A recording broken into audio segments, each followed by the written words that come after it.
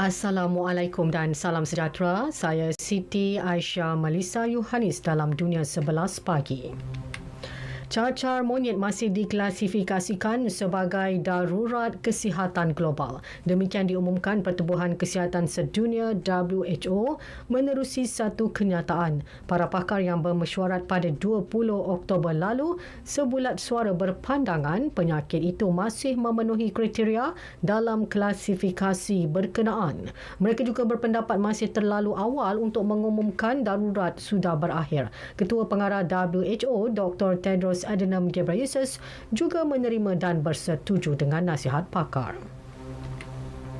Polis Korea Selatan mengakui tindakan bagi mengawal kebanjiran pengunjung dalam tragedi parti Halloween di Itaewon tidak mencukupi. Ketua Polis Negara Yoon Hee-kyun berkata pihaknya menerima beberapa panggilan kecemasan bahawa ramai orang berkumpul sebelum tragedi rempuhan berlaku yang menunjukkan isyarat bahaya. Dianggarkan 100,000 orang berpusu-pusu ke kawasan berkenaan. Namun memandangkan ia bukan acara rasmi dengan penganjur yang ditetapkan, polis mahupun pihak berkuasa tempatan tidak menguruskan orang ramai secara aktif. Dalam kejadian terbabit lebih 150 maut. Dalam perkembangan lain, Korea Selatan mengeluarkan amaran kepada penduduk Pulau Yeongdo agar berlindung bawah tanah. Amaran itu dikeluarkan susulan tindakan Korea Utara melancarkan 3 peluru berpandu balistik awal pagi ini. Agensi berita Yonhap melaporkan peluru berpandu yang belum disahkan jenisnya itu dihalakan ke pulau berkenaan sebelum jatuh di laut dalam. Pelancaran peluru berpandu ke Laut Jepun itu turut disahkan oleh Ketua Turus bersama Korea Selatan menerusi satu kenyataan. Ramalan keputusan pilihan raya Israel semalam menunjukkan peningkatan ekstremisme di kota haram Yahudi. Ini ditegaskan Perdana Menteri Palestin Muhammad Shtayyeh. Parti ekstrem religius Zionism dijangka mengukuhkan pengaruhnya dengan memenangi 14 kerusi parlimen berbanding 7 kerusi sebelum ini.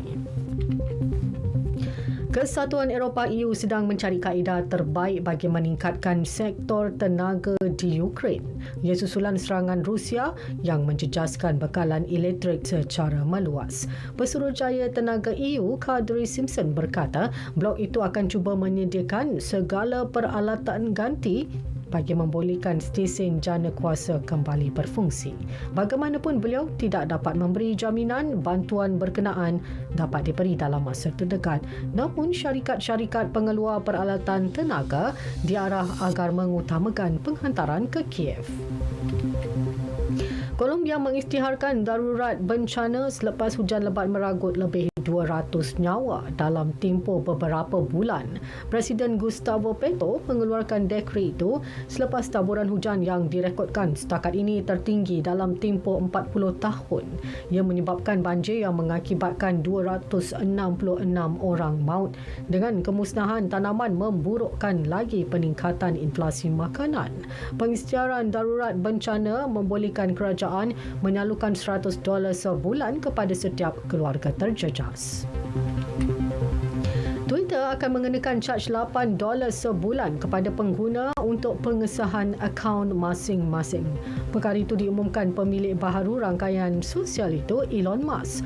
Menurutnya, caj itu merupakan sebahagian daripada pelan baik pulih rangkaian berkenaan. Bahawa pelan baharu itu pelanggan berbayar akan menerima tanda semak biru terkenal Twitter yang menandakan akaun yang disahkan dan sahih. Pada masa ini, ciri itu hanya ditawarkan kepada individu terkenal. Bola sepak Liga Juara Eropah, gol jaringan Pierre-Emile Højbjerg pada masa kecederaan membantu Tottenham Hotspur menewaskan Marseille 2-1 sekaligus layak ke pusingan 16 pasukan terbaik. Kemenangan itu membolehkan Spurs mengungguli kumpulan D dengan 11 mata selepas mengharungi 6 perlawanan, manakala Marseille di tangga terakhir tersingkir. Turut mara Eintracht Frankfurt yang mengalahkan Sporting Gijon 2-1 untuk berada di tangga kedua kumpulan D dengan 10 mata. Dalam aksi lain, Liverpool meleburkan rekod tanpa kalah Napoli dengan kemenangan 2-0.